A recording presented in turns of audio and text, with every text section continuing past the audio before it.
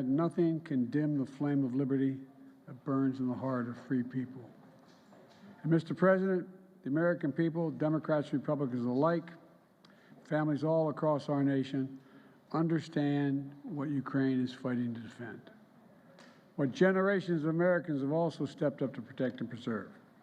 It's pretty basic: freedom, liberty, and sovereignty.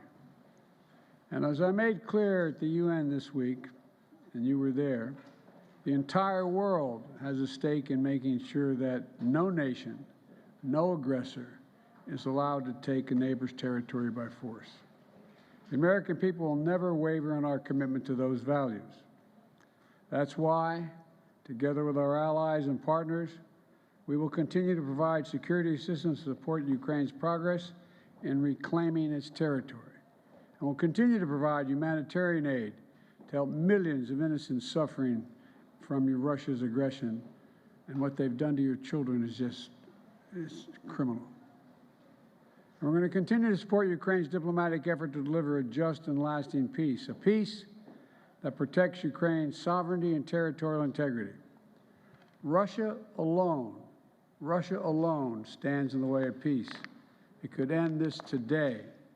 Instead, Russia is seeking more weapons from Iran and North Korea that would violate multiple UN Security Council resolutions that Moscow itself voted to put in place. Instead, as the threat of famine still stalks families around the globe, Russia is bombing grain silos in Ukraine and separating families, kidnapping, this is what I can't get over, kidnapping thousands of Ukrainian children. Instead, with the days beginning to turn colder, Russia hopes once more to use winter as a weapon against the people of Ukraine. But as I discussed with President Zelenskyy, the people of Ukraine are steeled for this struggle ahead, and the United States is going to continue to stand with you. Today, I approved the next tranche of U.S. security assistance to Ukraine, including more artillery, more ammunition, more anti-tank weapons, and next week, the first U.S. Abrams tanks will be delivered to Ukraine. We also focused on strengthening Ukraine's air defense capabilities to protect the critical infrastructure that provides heat and light during the coldest and darkest days of the year. That includes providing a second Hawk air defense battery with steady deliveries of additional Hawk and other systems each month through the winter, and a new package of launchers and interceptors that's going to protect Ukraine's grain silos, hospitals, schools, and power plants.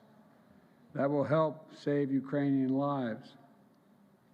Just as we're committed to helping Ukrainian people defend themselves now, we're also committed to helping them recover and rebuild for the future, including supporting reforms that are going to combat corruption, creating an environment where businesses can thrive and where American and European businesses want to invest. Ladies and gentlemen, last week I announced the appointment of Penny Pritzker as our new special representative. Penny, thank you for being willing to come back in.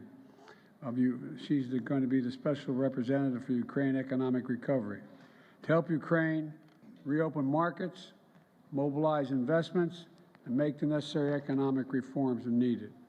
And together with 29 other partners,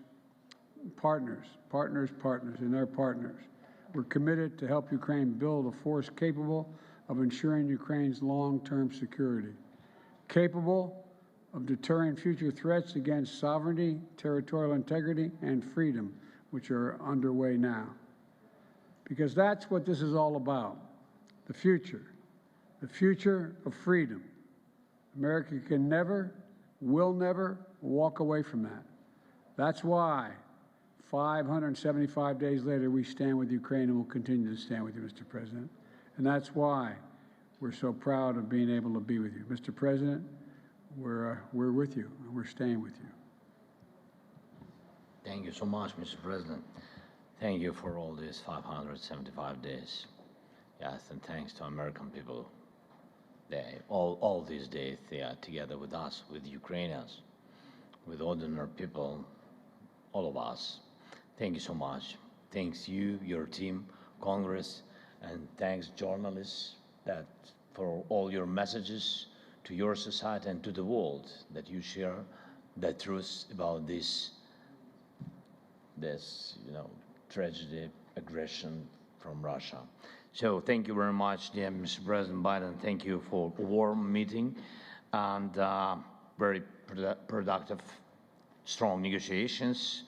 And today we have some important results. First, we agreed to work on the future force of Ukraine. It's very important, and it's a strategic decision that will allow us to prevent any new aggression against us, against Ukraine, our people. And this will be one of the outcomes of Vilnius G7 declaration and our bilateral security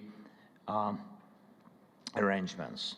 Second, we reached new agreements that will strengthen Ukraine's defense capabilities. Thank you so much. More details will be announced shortly. And thirdly, I thank United States of America and Mr. President for the new defense package for Ukraine, a very powerful package. Thank you so much. And it has exactly what our soldiers need now. Fourthly, the United States will be helping Ukraine with strengthening our air defense during this winter season. Fifth, we agreed on specific steps to expand the export of grain from Ukraine, and we will continue to work on the peace formula and preparing inaugural summit. So thank you so much, not only for these points, for all these points, for all these 575 days. Thank you. Thank you very much, Mr. President. Thank you all. Are you confident that Congress is going to support your efforts to supplemental aid? Did you get any assurances? I'm counting on a good judgment of the United States Congress. There's no alternative. Thank you. All right, we ready? Thank you so much.